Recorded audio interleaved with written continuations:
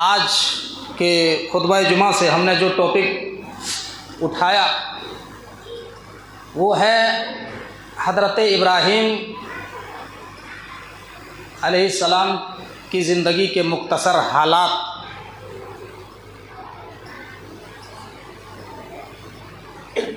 ये महीना ज़िक़ादा का महीना है, ये महीना बिल्कुल ख़त्म होने वाला है।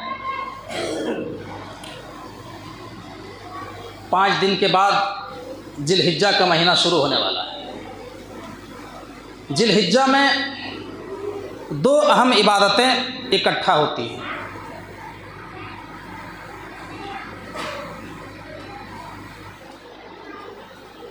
एक हज बैतुल्लाह और दूसरी इबादत कुर्बानी। और इबादतों का ताल्लुक़ हज़रत इब्राहीम अलैहिस्सलाम से बड़ा गहरा है।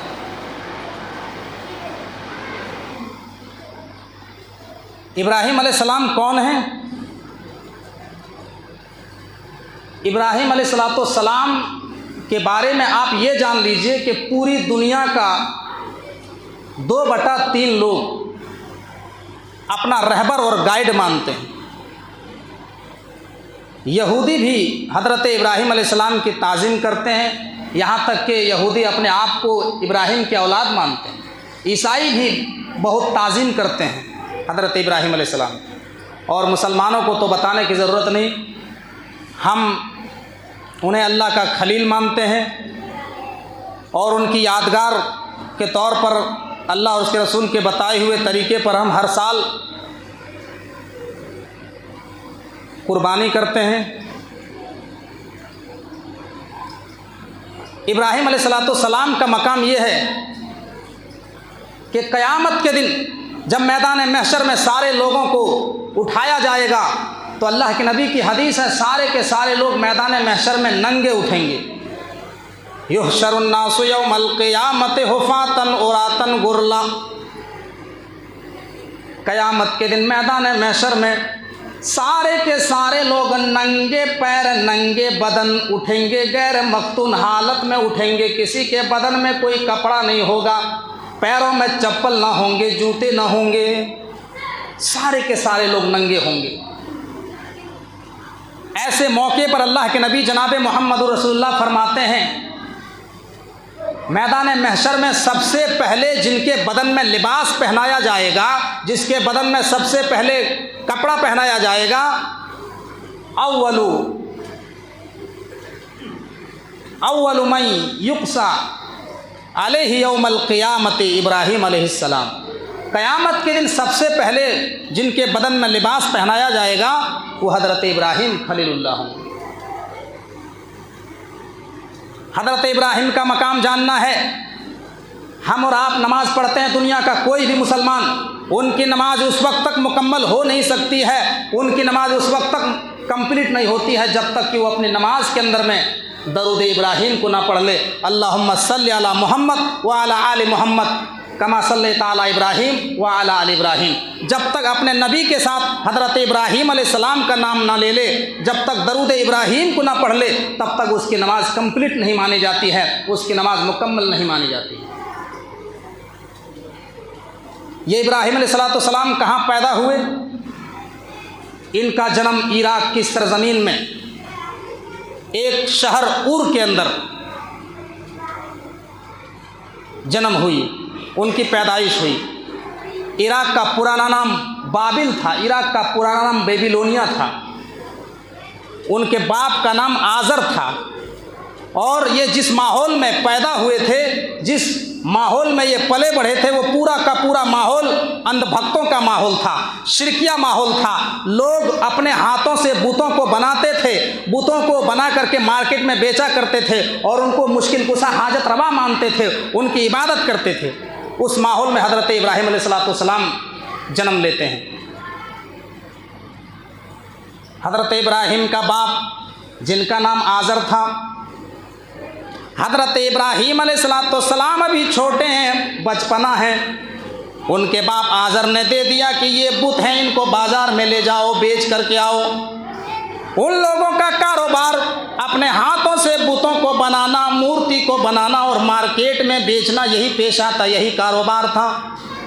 आज़र ने अपने बेटे इब्राहीम को बुतों को पकड़ा दिया कि जाओ बाज़ार में बेच करके लाओ। हज़रत इब्राहीम अलैहिस्सलाम बुतों को ले जा रहे हैं, घसीटते हुए ले जा रहे हैं और कहते जा रहे हैं, मैं यस्तरी मिन्नी मा ला यनफ़ वला यज़ुर्रुक। ऐ लोगों, कौन खरीदेगा इन बुतों को? मैं ऐसी चीज़ों को बेचने के लिए लाया हूँ। मैं ऐसी चीज़ों को बेच रहा हूँ जो ना नफ़ा पहुँचा सकती हैं, ना नुकसान पहुँचा सकती है, ना सुन सकती है, ना देख सकती है। अंधे हैं, बहरे हैं, गूंगे हैं, ये बोलने की सलाहियत नहीं रखते हैं, ये देखने की सलाहियत नहीं रखते हैं। बताइए, जो आदमी अपने प्रोडक्ट की खुद खराबी बयान करे, जो आदमी अपने सामान की खुद खराबी बयान करे, उसका सामान कौन लेगा? कोई नहीं लेगा। हज़रत इब्राहीम कह रहे हैं कि कौन इनको खरीदेगा। बाप मारता था, सारा बूत वापस घर में लाते थे। हज़रत इब्राहीम अलैहिस्सलाम के वालिद मोहतरम उनको मारते थे, धमकाते थे। मेरे भाइयों, पूरा माहौल शिरकिया माहौल है, अंधभक्तों का माहौल है। लेकिन हज़रत इब्राहीम अलैहिस्सलाम के अंदर ये खासियत थी कि उन्होंने कभी शिरक नहीं किया, उन्होंने कभी शिरक नहीं किया। इसीलिए अल्लाह ताला सूरह नहल की आयत नंबर 120 से लेकर के 23 तक अल्लाह ताला जब हज़रत इब्राहीम का इंट्रोडक्शन करवाता है तो कहता है, इन्ना इब्राहीम कान उम्मतन कानितन लिल्लाहि हनीफा वलम यकु मिनल मुशरिकीन शाकिरन लिअनउमिही इज्तबाहु व हदाहु इला सिरातिम मुस्तकीम। इब्राहीम अलैहिस्सलाम अकेले पूरी दुनिया में एक कौम के बराबर थे, एक उम्मत के बराबर थे। जब पूरी दुनिया में कोई भी एक अल्लाह का नाम लेने वाला नहीं था, पूरी दुनिया में अकेले तने तनहा हज़रत इब्राहीम अलैहिस्सलाम अल्लाह का नाम लेने वाला था, अकेले तने तनहा तौहीद की आवाज़ को बुलंद करने वाले थे। कानितन लिल्लाह, वो अल्लाह के बड़े फर्मा बरदार थे, वो अल्लाह के बड़े फर्मा बरदार थे। अल्लाह ने जहाँ भी उनको हुक्म दिया अपनी गर्दन को झुका दिया, वो अल्लाह के बड़े फर्मा बरदार थे। हनीफा, और वो सब से कट करके एक अल्लाह के हो गए थे, वो शिर्क से कट करके एक अल्लाह रब्बुल आलमीन के हो गए थे। वलम यकु मिनल मुशरिकीन, और वो मुशरिकों में से नहीं थे। पूरा घराना मुशरिक, पूरा घराना बुतों की पुजारी कर रहे हैं। पूरी कौम जो है एक अल्लाह को छोड़ करके पत्थर के आगे सजदा कर रहे हैं। लेकिन ऐसे माहौल में तने तनहा हज़रत इब्राहीम अलैहिस्सलाम एक अल्लाह का नाम ले रहे हैं और एक अल्लाह की इबादत कर रहे हैं। मेरे भाइयों, तो एक नबी का जो मिशन होता है, एक नबी का जो टारगेट होता है, वो क्या होता है? अल्लाह की तौहीद को लोगों तक पहुंचाना, अपने कौम तक पहुंचाना। अब जो है हज़रत इब्राहीम अलैहिस्सलाम ने सोचा कि अल्लाह के पैगाम को, तौहीद की दावत को हम अपने समाज में लोगों तक कैसे पहुंचाएं। तो सबसे पहले उन्होंने अपने घर से तौहीद की दावत दी।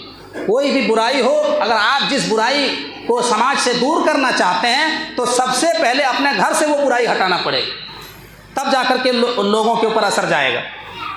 तो हज़रत इब्राहीम अलैहिस्सलाम अपने घर में पहले इस्लाह करते हैं, अपने बाप से स्टार्ट करते हैं और अपने बाप को नसीहत करते हैं। और क्या तकरीर करते हैं, क्या खुतबा देते हैं, अल्लाह अकबर। वो चंद कलमात कुरान करीम के अंदर अल्लाह ताला ने सूरह मरियम के अंदर रिकॉर्ड किया है। बड़ी बड़ी तकरीरें, बड़ी बड़ी किताबें फेल है हज़रत इब्राहीम अलैहिस्सलाम के चंद कलमात के ऊपर। वज़कुर फिल किताब इब्राहीम इन्नहु कान सिद्दीक़न नबिय्या। याद करो हज़रत इब्राहीम अलैहिस्सलाम को। इद क़ाल लिअबीही या अबती ला ताबुदु वला यस्मउ वला युग़नी अन्का शैय्या, ला ताबुदु मा ला यस्मउ वला युग़नी अन्का शैय्या। हज़रत इब्राहीम अलैहिस्सलाम अपने बाप को कह रहे हैं, अय अब्बा जान, आप ऐसी चीज़ों की इबादत क्यों करते हैं जो न सुन सकती है, न देख सकती है, न नफ़ा पहुंचा सकती है, न नुकसान पहुंचा सकती है। आप ऐसी चीज़ों की इबादत क्यों कर रहे हैं? अय अब्बा जान, इद क़ाल लिअबीही या अबती ला ताबुदु मा ला यस्मउ वला युबसिरु वला युग़नी अन्का शैय्या। अय अब्बा जान, आप ऐसी चीज़ों की इबादत क्यों कर रहे हैं जो न सुन सकती है, न देख सकती है, न नफ़ा पहुंचा सकती है, न नुकसान पहुंचा सकती है। इस आयत करीमा में एक बात गौर करिए मेरे भाई। हज़रत इब्राहीम अलैहिस्सलाम अपने बाप को कह रहे हैं, अय अब्बा जान, या अबती से बात शुरू हो रही, या अबती, अय अब्बा जान। बाप एक नंबर का मुशरिक है और मुशरिक का अंजाम जहन्नम होता है, और मुशरिक के जहन्नम होने में कोई शक नहीं है। अगर मुशरिक शिर्क करने वाला आदमी अगर बगैर तौबा के मर गया तो उसके जहन्नमी होने में कोई शक नहीं है। बाप एक नंबर का मुशरिक है, लेकिन इसके बावजूद भी अदब और एहतराम का तकाजा देखिए, कह रहे हैं ऐ अब्बा जान, ऐ मेरे अब्बा जान, आप ऐसी चीज़ों की इबादत क्यों करते हैं। हमारे समाज में कितने ऐसे घरों में हैं बेचारे, कितने ऐसे बूढ़े लोग हैं जो अपने बेटे की ज़बान से अब्बा जान कहलवाने के लिए, सुनने के लिए उनके कान तरस रहे हैं। बाप की ज़िंदगी में एक ऐसा दौर आता है, एक ऐसा स्टेज आता है, बाप को कुछ नहीं चाहिए, सिर्फ बेटा का 5 मिनट टाइम चाहिए, और वो 5 मिनट बैठ करके अपने पास वो अब्बा जान का लफ्ज़ सुनना चाहता है, प्यार से बातें सुनना चाहता है। हम तो चाहते हैं कि ये बुढ़ा कब मरेगा, वबाले जान बना बैठा है घर। हज़रत इब्राहीम अलैहिस्सलाम कह रहे अब्बा जान, मेरे भाइयों, उसके बाद कहते हैं या अबतिन्नी कद जाअनी मिनल इल्मी मा लम यातिका फत्तबिनी अहदिका सिरातन सविया। आए अब्बा जान, मेरे पास वो इल्म आया है जो आपके पास नहीं आया है। आए अब्बा जान, मेरे पास वो इल्म पहुंचा है जो आपके पास नहीं पहुंचा है। आए अब्बा जान, आप मेरी पैरवी कीजिए, आप मेरे पीछे पीछे चलिए, मैं आपको सीधे रास्ते पर लेकर के चलूँगा। इसको कहते हैं कहने का अंदाज, इसको कहते हैं कहने का अंदाज और समझाने का तरीका। इसको इस अंदाज में भी कहा जा सकता था कि मैं आलिम हूँ, आप जाहिल हैं। इसको इस तरीके से भी कहा जा सकता था कि मैं आलिम हूँ, आप जाहिल हैं। अगर इस तरीके से कहते तो ये वालिद मोहतरम के अदब के ख़िलाफ़ है, ये एहतराम के ख़िलाफ़ है।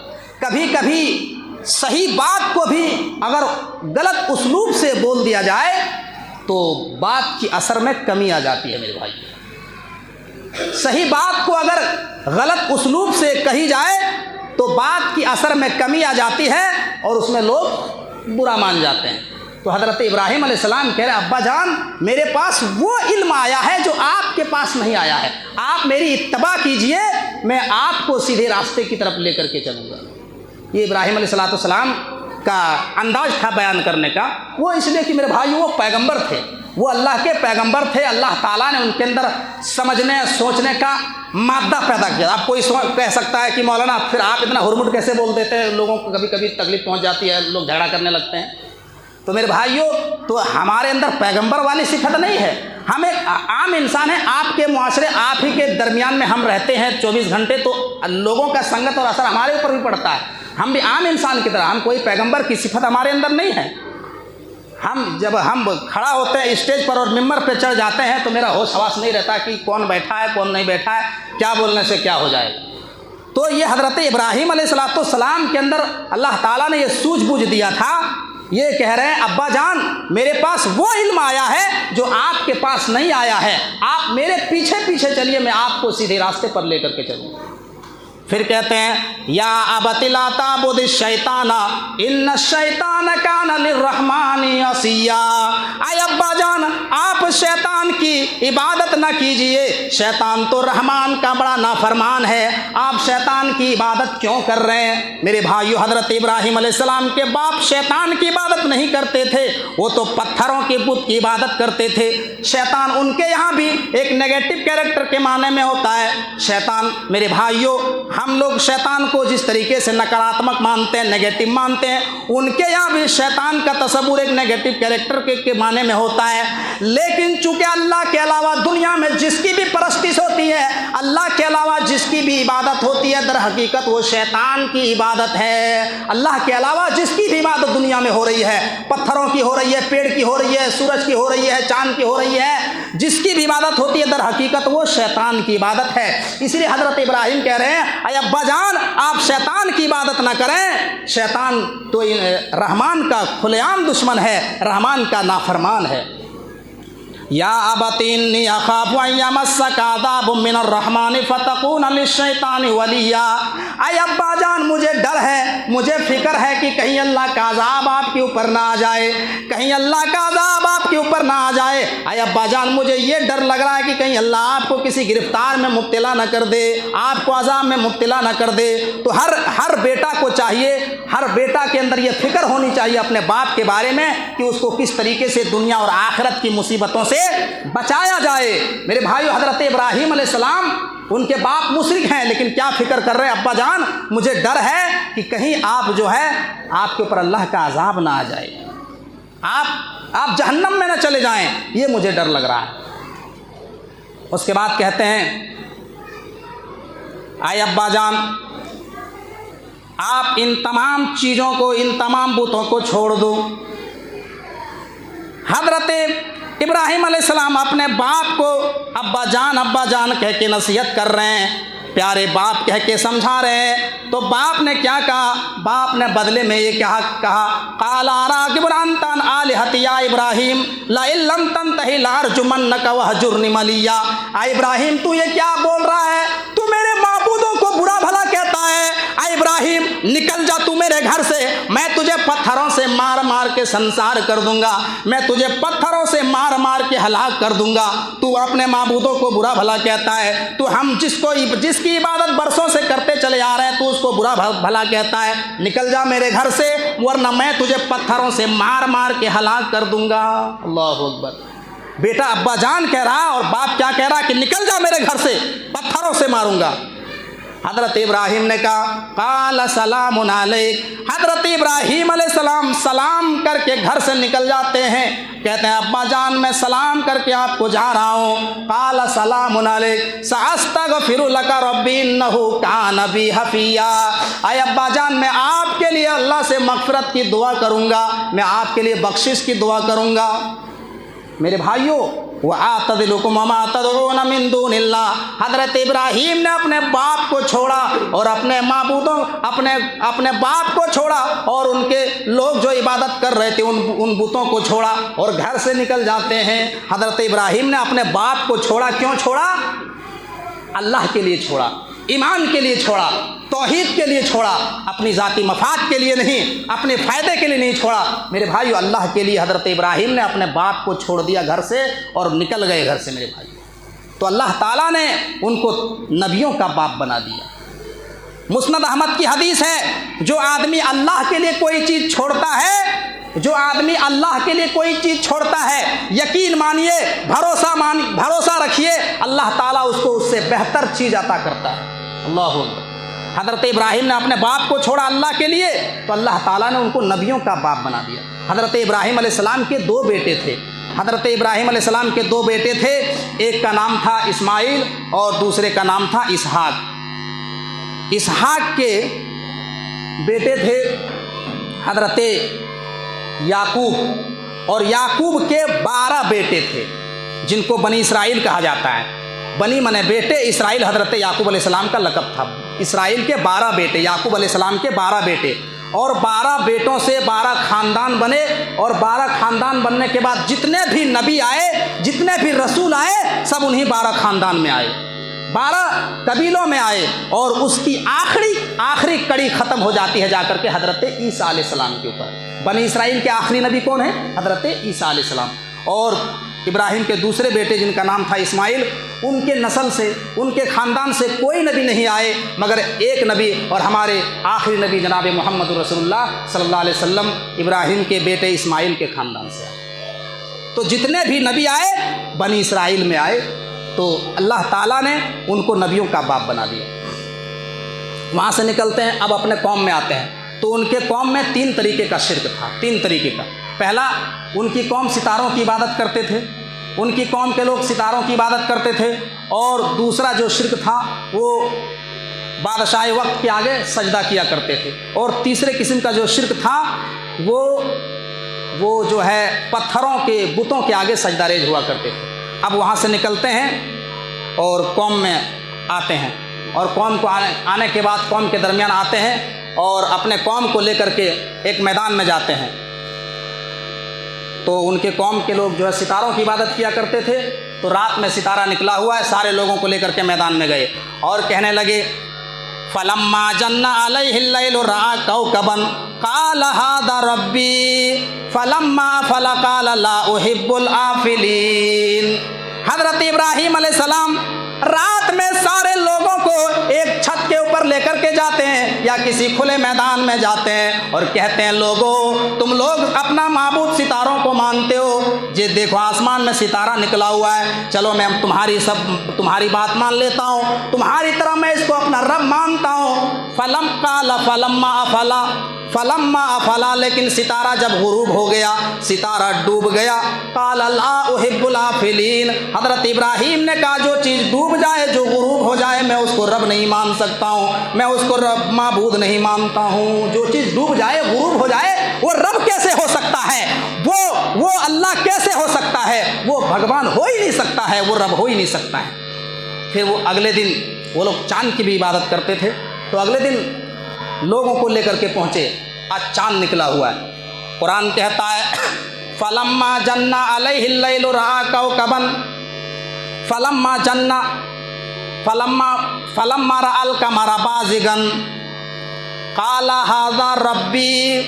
हज़रत इब्राहीम ने कहा है लोगों चलो मैं मानता हूँ कि चाँद हमारा माबूद है, चाँद रब है। काल फलम्मा अफला काल लम यहदिनी रब्बी लाकुनन्ना मिनल कौमिद्दाल्लीन।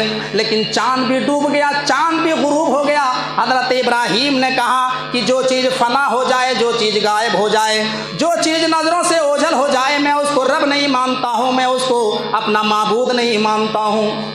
फिर अगले दिन अपने कौम को लेकर के सुबह सुबह सूरज के पास गए, एक मैदान में गए, सूरज निकला हुआ है, सूरज निकला हुआ, सूरज सबसे बड़ा है, सबसे चमकदार है, सबसे बड़ा है, सूरज आसमान में चमक रहा है। फलम्मा रा शम्सा बाज़िगतन काल हादा रब्बी हादा अकबर। हज़रत इब्राहीम ने देखा कि सूरज निकला है और ये सबसे बड़ा है। कहा लोगों चलो मैं तुम्हारी बात मान लेता हूँ, सपोज दैट ये सूरज मेरा रब है और ये सबसे बड़ा है। फलम्मा अफलत काल या कौमी इन्नी बरीउम मिम्मा तुशरिकून। लेकिन शाम के टाइम में जब मगरिब के बाद जब सूरज गुरूब हो गया, मगरिब के टाइम में सूरज जब डूब गया, हज़रत इब्राहीम ने कहा लोगों मैं इन तमाम चीज़ों से बरी हूँ, मैं इन तमाम शिर्क से पाक हूँ, मैं इन तमाम चीज़ों की इबादत नहीं करता हूँ। इन्नी वज्जहतु वजहिया लिल्लज़ी फ़तरस समावाति वल अर्द हनीफ़ा वमा अना मिनल मुशरिकीन। ऐ लोगों इन तमाम चीज़ों को मैं आज़ाद हूँ, मैं उन तमाम चीज़ों से, इन तमाम शिर्क से बरी हूँ और मैंने अपना चेहरा उस परवरदिगार की तरफ किया है जो आसमान का रब है, जिन्होंने ज़मीन को पैदा किया है, मैं अपना चेहरा उस परवरदिगार की तरफ किया हूँ, मैं इन तमाम चीज़ों को नहीं मानता हूँ। मेरे भाइयों ज़रा गौर कीजिए, हज़रत इब्राहीम अलैहिस्सलाम ने सितारे में थपेड़े खाए, चाँद में भी थपेड़े खाए, सूरज में भी थपेड़े खाए और उन्होंने अपने रब हकीकी को पहचान लिया, अपने रब को पहचान लिया कि आसमान को पैदा करने वाला कौन है, ज़मीन को पैदा करने वाला कौन है, चाँद को बनाने वाला कौन है, सूरज को बनाने वाला कौन है। हज़रत इब्राहीम अलैहिस्सलाम बहुत ही जल्दी अपने मालिक की हकीकी को पहचान गए। मेरे भाइयों दुनिया के अंदर कितने ऐसे लोग हैं, आज मेरे भाइयों दुनिया के अंदर कितने ऐसे लोग हैं जिनको आज तक मालूम नहीं, पूरी जिंदगियां गुजर जाती है मज़ारों की मिट्टी चाटते चाटते, आस्थानों के पास सर पटकते पटकते जिंदगियां गुजर जाती, लेकिन मालूम नहीं चलता है कि रोज़ी देने वाला कौन है, रोटी देने वाला कौन है, बेटा देने वाला कौन है, बेटी देने वाला कौन है, बारिश बरसाने वाला कौन है, बीमारी दूर करने वाला कौन है। पूरी जिंदगियां गुजर जाती है लेकिन लोगों को मालूम नहीं चलता है कि रब हकीकी कौन है। मेरे भाइयों कोई फला को गैरुल्लाह, फला बाबा को कोई रोज़ी रसा बना के बैठा है कि ये रोज़ी ये बेटा दे रहा है, ये बेटी दे रहा है, ये रोज़ी दे रहा है, ये बारिश बरसा रहा है, ये रिस्क का मालिक है। अलग अलग बंटवारे कर दिए हैं लोगों ने, अल्लाह के हक को मार करके अल्लाह के बंदों ने मखलूक को दे दिया है और अल्लाह के हुकूक के बंटवारे कर दिए हैं कि ये रोज़ी देता है, ये फला बाबा बेटा देता है, ये बेटी देता है, ये बारिश बरसाता है, ये बीमारी दूर करता है। अल्लाह क्या करता है? घंटा बजाता है। अल्लाह का कोई काम नहीं, सारे काम ये कर रहे हैं बेचारे। मेरे भाइयों, अरब के काफिर भी इतना जानते थे कि आसमान से बारिश कौन बरसाता है, खेतों से अनाज कौन उगाता है। अल्लाह तबारक व ताला अपने नबी से सवाल कर रहे हैं, आए मेरे नबी, इन मक्का के काफिरों से सवाल करें, इन अरब के काफिरों से पूछें, वला इन सअल्तहुम मन खलक़स समावाति वल अर्द लयक़ूलुन्नल्लाह।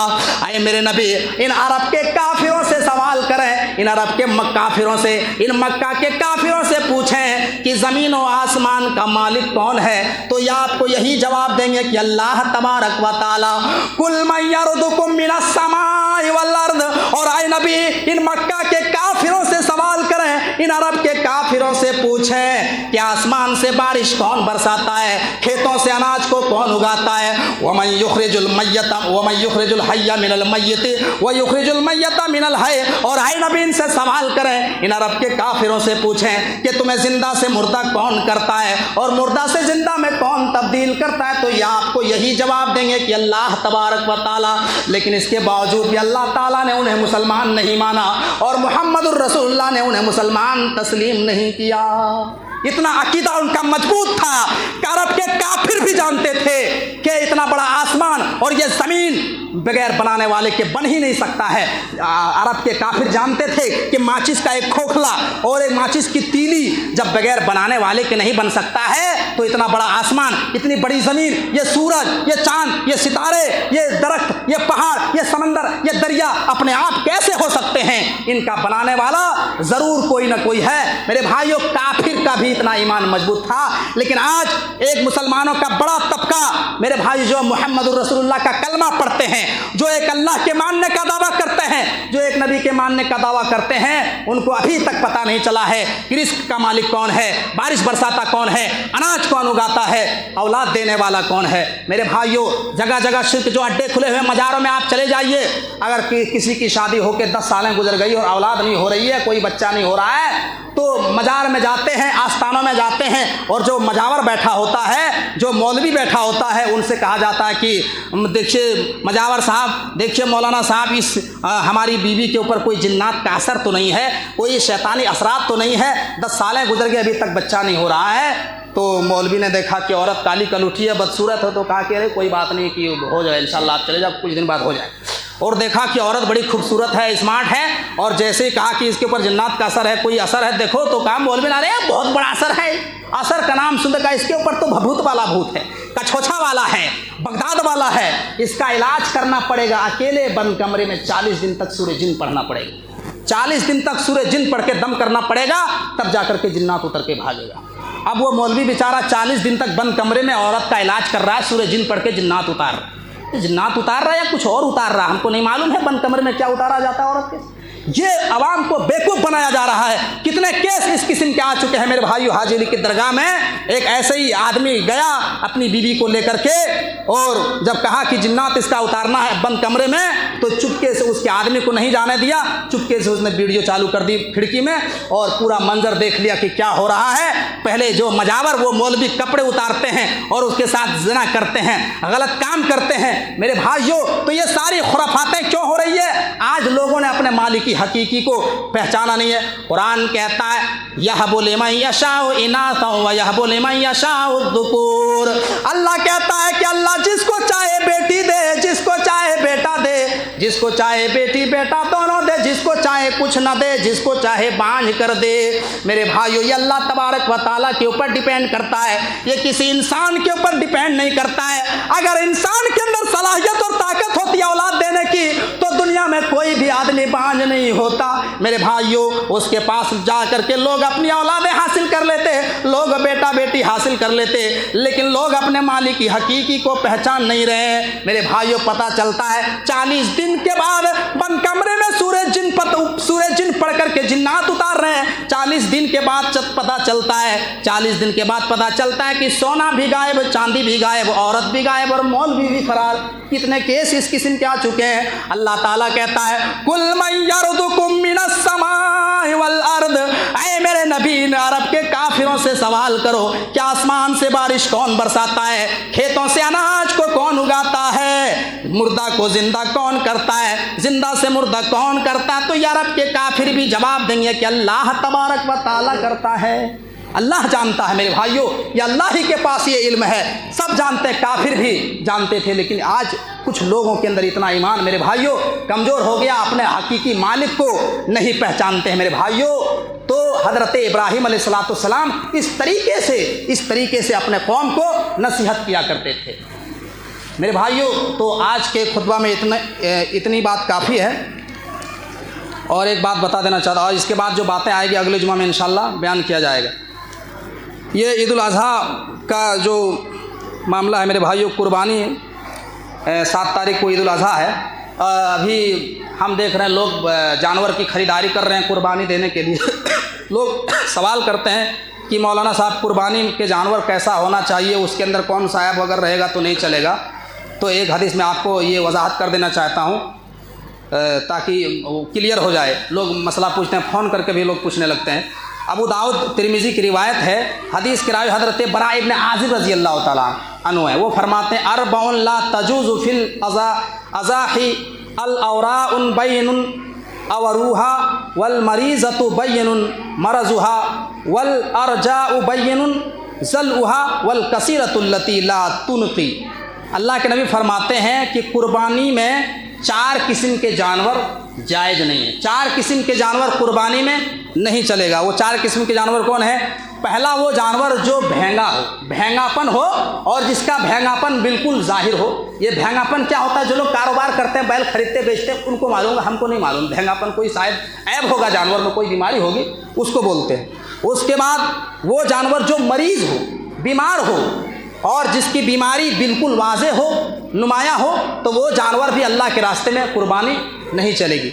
इसी तरीके से तीसरा जानवर वो हो गया, वो जानवर जो लंगड़ापन हो और जिसका लंगड़ापन ज़ाहिर हो, नुमाया हो, तो वो जानवर भी अल्लाह के रास्ते में कुर्बानी नहीं की जाएगी। और चौथे किस्म के जानवर वो हैं जो इंतहाई कमज़ोर और लागर हो, जिनकी हड्डियों में गूदा ना हो, ताकत ना हो, वो जानवर भी अल्लाह के रास्ते में कुर्बानी नहीं दी जाएगी। उसके लिए मोटा ताज़ा होना चाहिए। इसी तरीके से इस हदीस की तफसीर में उलमा लिखते हैं, इसी तरीके से सींग टूटा हुआ नहीं होनी चाहिए, कान कटा हुआ नहीं होना चाहिए, कान सुराख नहीं होना चाहिए, ये तमाम उयूब से पाक होना चाहिए। सींग टूटा हुआ नहीं होना चाहिए, कान कटा हुआ नहीं होना चाहिए, कान में एकदम इतना छेद है कि नज़र आ रहा नहीं चलेगा। निस्फ कान कटा है, उलमा ये भी लिखते हैं निस्फ कान अगर कटा है, यानी आधा कान कटा है, वो एकदम बिल्कुल नहीं चलेगा। और बहुत सारे लोग क्या करते हैं, व्यापारी लोग बेचने के चक्कर में कान को कटा हुआ रहता है उसको लट्ठा से चिपका देते हैं और धोखा दे करके बेच देते हैं। ये सरासर गलत है मेरे भाइयों। ये कनकटा जो है, ये कनकटवा और सींग छलवा, जो सींग छोल करके लोगों को धोखा दे देते हैं, तो ये भी नहीं चलेगा। लोगों को धोखा मत दीजिए, बिल्कुल सही माल सही होना चाहिए। इसी तरीके से जो है मोटा ताज़ा होना चाहिए। और जानवर का उम्र क्या है? जानवर के उम्र 2 दांता होना चाहिए, दांता हुआ जानवर होना चाहिए, दांता हुआ। हाँ, सिर्फ भेड़ और दुम्बे में गुंजाइश है कि अगर वो भेड़ और दुम्बा अगर दांता हुआ नहीं भी है तो 1 साल का है तो 1 साल का भी किफ़ायत कर जाएगा। सिर्फ भेड़ और दुम्बे में गुंजाइश है, अगर दांता हुआ नहीं भी है और 1 साल का है तो वो चल जाएगा। लेकिन बड़ा जानवर, गाय है, बैल है, ऊँट है, और जो बड़ा जानवर है इसका दाता हुआ होना ज़रूरी है, और मोटा ताज़ा और बाकायदा सही होना चाहिए, ऐब नहीं होना चाहिए मेरे भाइयों। और लोगों को धोखा नहीं देना चाहिए। आज जिस तरीके से लोग खरीद लेते हैं, मालूम नहीं होता है, और बाद में पूछते हैं कि हमने खरीद लिया है मौलाना साहब और कितना कान कटा है, इतना कान कटा, कैसे चलेगा कि नहीं चलेगा?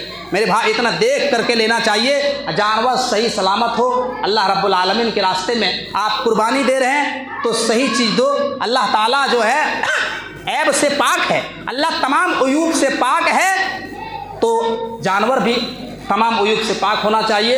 अल्लाह ऐब को पसंद नहीं करता है। इस सिलसिले में और अगर तफसीली बातें आएंगी अगले जुमे में इंशाल्लाह, और किसी को डाउट है तो वो बाद में पूछ सकते हैं। टाइम हो गया। अल्लाह ताला से दुआ की बारिला हम तमाम मुसलमानों को कहने सुनने से ज़्यादा अमल पैरा होने की तौफीक अता फरमा। अल्लाह हमने जो इस खुतबे में सीरत इब्राहीम के मुख्तसर हालात को बयान किया, अल्लाह तमाम बातों को समझने के साथ साथ पूरी बातों पर अमल पैरा होने की तौफीक अता फरमाए। अल्लाह समाज और सोसाइटी में जो परेशान हाल है उनकी परेशानियों को दूर फरमाए, जो बीमार हैं उनको शिफाए कामिला व आजिला अता फरमाए। व आखिरु दावाना अनिल हम्दुलिल्लाहि रब्बिल आलमीन व मा अलैना इल्लल बलागुल मुबीन।